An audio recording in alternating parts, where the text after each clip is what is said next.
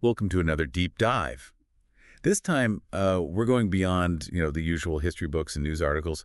We're going to be looking at the Vietnam War, but um, through a different lens. Oh, Yeah, through the lens of a novel. interesting. Okay. Specifically, Kristin Hanna's The Women. Yeah. I was thinking about it, and I was like, it's really interesting to consider, how fiction can add to our understanding of historical events. Oh, absolutely. Novels can help us connect with history in a more personal way, We get to explore individual experiences, the emotions involved, and things like that. Those are aspects that can sometimes be lost in broader historical Yeah, accounts. exactly. Like the human element. That's actually what really intrigued me about this deep dive. The Women tells the story of Frankie McGrath. She's a young woman who joins the Army Nurse Corps. Okay. And she ends up stationed in Vietnam during some of the most intense fighting of the war. Wow. And it's through her eyes, that we get a glimpse into a side of the conflict that's not often talked about. That's a good point. It is often overlooked. And it's especially interesting how the novel starts. It's 1966, and Frankie's this young woman from a very traditional family in California. Her brother Finley is already serving in Vietnam. And he's sending her these letters Yeah. filled with, these almost romanticized stories about the war. Oh, yeah. It paints this picture of naive optimism, right? Like where the war is seen as an adventure, a chance for glory and all that. Exactly. But then reality hits hard for Frankie. She receives news that Finley has been killed in action, Oh, wow. and it just completely shatters her world. You'd think this would be the end of her Vietnam journey. You would think so, yeah. Right. But instead of, backing out, Frankie becomes even more determined to go, almost as if losing her brother fuels her commitment. It made me wonder, what do you think this says about her motivations at this point? Especially considering her initial naivety. It's such a fascinating question, isn't it? It makes you think, like, is it grief? Is it some sense of duty? Maybe a need to understand what her brother experienced? Mhm. It's hard to tell. But whatever the reason, Frankie arrives at the 36th Evacuation Hospital in Vietnam, and she's ready to face whatever comes her way. But she quickly learns that the reality of war is a lot different from the story she'd heard. Yeah, the novel definitely doesn't shy away from the harsh realities. Right from the start, Frankie's confronted with this dismissive major who basically tells her that she's about as useful as a tiara in an emergency room. Oh, gosh. It's a pretty stark reminder of, the societal norms back then and how women in the military, especially nurses, were often underestimated. It makes you wonder if part of Frankie's drive comes from needing to prove herself in this male-dominated environment. Yeah. She doesn't really have time to dwell on it, though. Her first real experience in the ER is during a MASCAL. What's that? It stands for Mass Casualty Event. Mm. Basically, it's just this massive influx of wounded soldiers all at once. Absolute chaos. Yeah. The novel describes, torn limbs, gushing wounds, soldiers screaming in pain. It's really intense. What struck you about these descriptions? How do they shape our understanding of the war's brutality? The visceral nature of those descriptions is definitely impactful. Hannah's writing puts you right there in the OR, feeling the heat, the urgency, and just the sheer scale of suffering. It forces us to confront the physical toll of war, not just in terms of, statistics, but in the raw human experience of pain and injury. Right. And it's not just the physical trauma. The novel also touches on the psychological impact of the war. Mm-hmm. We see soldiers struggling with PTSD, grappling with survivor's guilt. There's even a scene where Frankie's caring for a young soldier who's high on heroin, Wow. and he makes a comment about having a fine black ass. It's so jarring, because you see the dark humor and the despair that kind of permeated the lives of these young men. It's very poignant because it reveals the way that some soldiers coped with the horrors they were witnessing. Yeah. It forces us to think about those unseen wounds of war, the ones that don't manifest as physical injuries, but leave lasting scars nonetheless. As Frankie's getting this crash course in the realities of war, she's also receiving letters from her mother back home. Okay. And they describe a completely different world. Hmm. One filled with, growing anti-war protests, draft card burnings, and an increasingly divided America. Wow, it's a fascinating parallel, isn't it? You have Frankie on the front lines experiencing the war firsthand, while back home the nation is grappling with the moral and political implications of the conflict. It creates this tension between those two worlds. And it goes even deeper than that. The letters start to reveal how the government was actually manipulating information about the war. Oh, really? Frankie begins noticing these discrepancies between the official casualty reports and the reality she's seeing in the OR.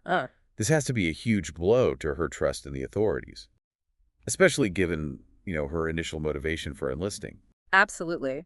This is where the novel starts to explore this theme of disillusionment.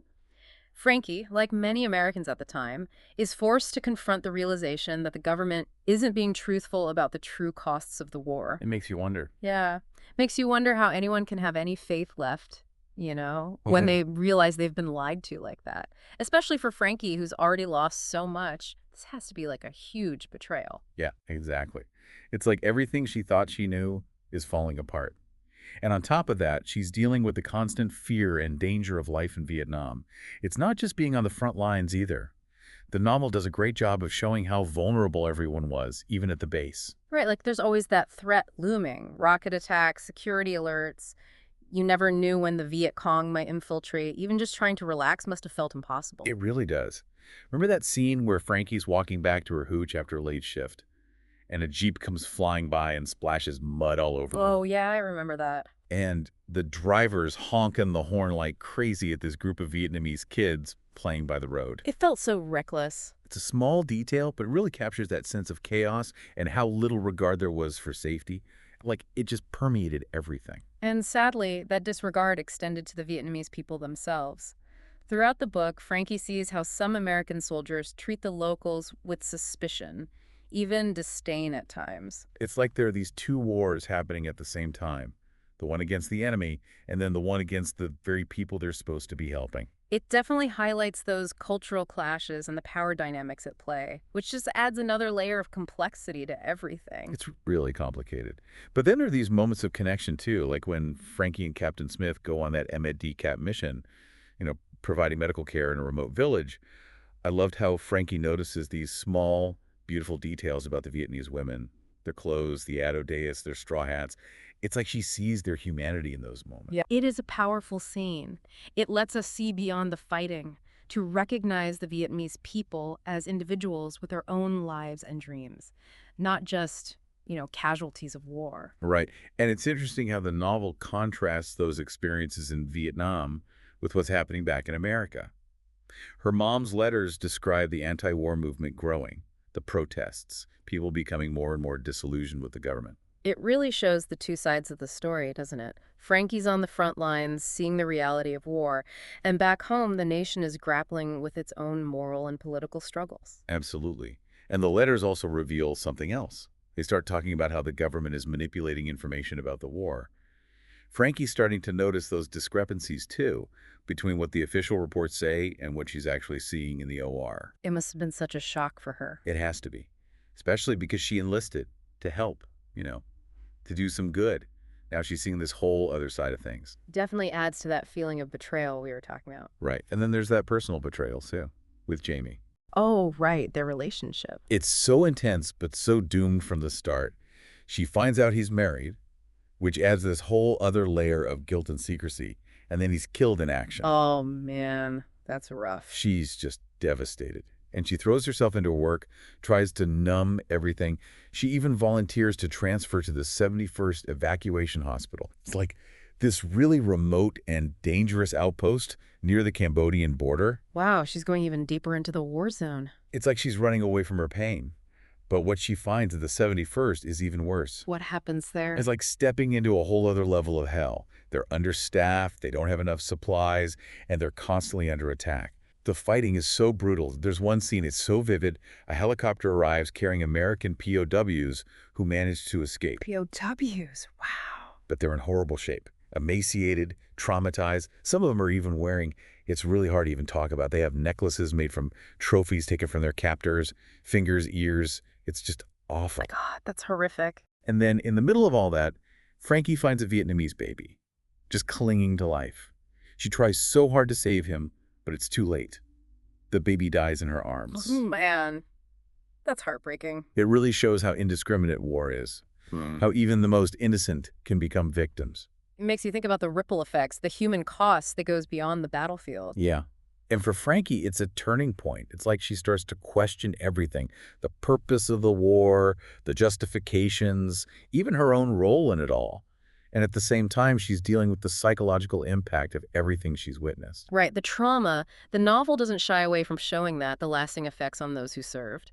And her return home is nothing like she probably imagined. It's not the hero's welcome she might have expected. No, her family is distant, like they can't even understand what she's been through. And then there's this attitude she encounters that Vietnam veterans, especially women, should just forget about it all, move on. Like society wants to erase the whole war instead of dealing with it.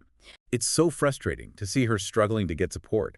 Even the VA hospital dismisses her, saying she doesn't qualify for services because she wasn't technically in combat. It's like they're invalidating her entire experience. Exactly. It highlights how the system failed these veterans, especially the women. Their contributions were overlooked, their trauma ignored. It's just awful. And Frankie's journey takes a darker turn. She starts self-medicating with alcohol, acting recklessly. She even attempts suicide. It's a cry for help. She's desperate to deal with the pain and trauma she's carrying. It shows how these wounds of war can manifest in so many ways, and healing is a long and difficult process. And one thing I appreciate about this book is it doesn't try to sugarcoat things or give us some happy ending. Mhm. It shows the messy, painful side of coming back home and the lasting effects of trauma. Absolutely. But even with all that, it's through these challenges that Frankie's resilience really shines. That's true. She eventually finds support, starts going to therapy, and connects with other veterans. It's a slow process. But she starts to rebuild her life, to find a path towards healing. And her journey isn't over yet. I'm really curious to see how the last part of the novel explores all of this. It's crazy to think how much Frankie's story mirrors what was happening in America at the time. The early 70s were so turbulent. Protests, Watergate, just this overall feeling that things were falling apart. It's like the whole country was traumatized, trying to figure out how to move on from the Vietnam War, and Frankie's struggles definitely reflect that. One thing that really stands out is when she gets involved with the Vietnam Veterans Against the War, the VVAW. Right. She goes from getting those letters from home to actually joining those protests with other veterans. What do you think makes her take that step, to be so public about it? Well, I think it's a few things. There's that anger at the government, that feeling of being betrayed, but also that need to connect with others who get it, who've been through the same things. Remember that scene where she goes to Washington, D.C. for the VVAW's occupation of Potomac Park? Oh, yeah, that's such a powerful image. All these veterans who were told to fight for their country, and now they're the ones challenging the government.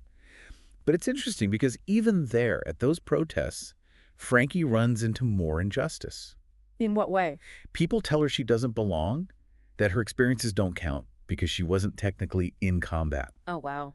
There's even one scene where she tries to join a march for veterans, and they literally tell her to step aside because there weren't any women in Nam. It's like they're erasing her service, minimizing it because she's a woman. It's infuriating and so typical of the sexism that was so prevalent back then. Exactly. And it makes you think about how many other women who served must have felt that way. Invisible, their contributions ignored. And for Frankie, on top of the trauma, it's another burden to carry. But she doesn't let them silence her. She finds her voice, joins the chants, demands to be heard. It's a really empowering moment. It is. And her activism goes beyond the protests, too. She starts working with the League of POW MIA families. You know, those families whose loved ones were missing or prisoners of war in Vietnam. Right, led mostly by the wives. And it's interesting because Frankie isn't a wife, but she finds purpose and connection through this organization. It really shows her empathy and her desire to honor everyone who served no matter what. Yeah, it's like she's saying their stories matter too. Exactly. What did you think about her involvement with the group? For me, it shows how powerful collective action can be and how important it is to advocate for those who are often overlooked. The League of Families did so much to raise awareness about POWs and MIAs. They pushed the government for answers, worked tirelessly to get them released. They were really a driving force. They organized letter-writing campaigns, sold those POW bracelets, lobbied politicians. It was a grassroots movement fueled by love, determination, and that refusal to let those men be forgotten. And in the end, their efforts led to Operation Homecoming, the return of American POWs from Vietnam. Such an emotional part of the book. Frankie's right there, helping with the preparations, getting things ready to welcome them home. I can't imagine what it must have been like to see that first plane land, carrying those POWs. Must have been incredible. A huge relief. But also really complicated, right? Because one of those men who comes home is Rai, the pilot Frankie was in love with in Vietnam. Oh, right. She thought he was dead. She did. So she's overjoyed he's alive, but also dealing with all these other emotions, the betrayal, the years she spent grieving him. It's like a classic love triangle, but set against the backdrop of war and its aftermath. It really adds another layer to it. Yeah. And now she has this decision to make. She's engaged to Henry, this kind, supportive guy she met after coming back home. But she still has feelings for Rye. It makes you think about how difficult it must have been for veterans to readjust to civilian life. It wasn't just coming home physically. It was about figuring out relationships, dealing with all those emotions. And for Frankie, it's one more thing to deal with on top of everything else she's going through. Yeah, it was a whole other battle to fight.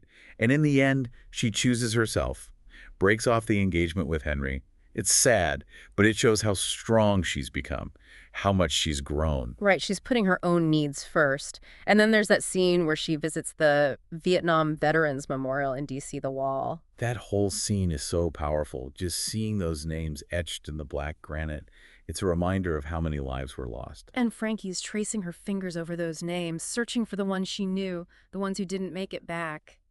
It's heartbreaking. It really is. And then she meets Jamie's widow, the woman she'd never met, but whose life is forever connected to hers because of the war. Wow, what an encounter. It really shows how war touches so many lives in ways you wouldn't expect. And these two women, they share this moment of grief, this understanding. It's like they find a bit of solace in each other. And as Frankie stands there looking at the wall, she makes a promise. She's going to tell the stories of the women who served in Vietnam, make sure they're not forgotten. A beautiful way to honor their sacrifice. It's a fitting ending to her journey, a commitment to remembering, to honoring the past, and to making sure the voices of those who served are heard. It's been quite a deep dive. The women really gave us a lot to think about. It did. It's a powerful story about the human cost of war. And it gives us this unique perspective on the Vietnam War. Through Frankie, we see the complexities of the conflict, how trauma can have a lasting impact, and how important it is to remember and heal. It leaves you with a lot to ponder. What responsibility do we have to learn from these stories from the past and to make sure those sacrifices aren't forgotten? A really important question to think about. Because the legacy of the Vietnam War, of all wars really, continues to affect us today. Well, that was quite the deep dive. We covered a lot, and the women gave us so much to think about. I hope everyone listening found it as insightful and moving as I did. Until next time, keep exploring, keep learning, and keep diving deep.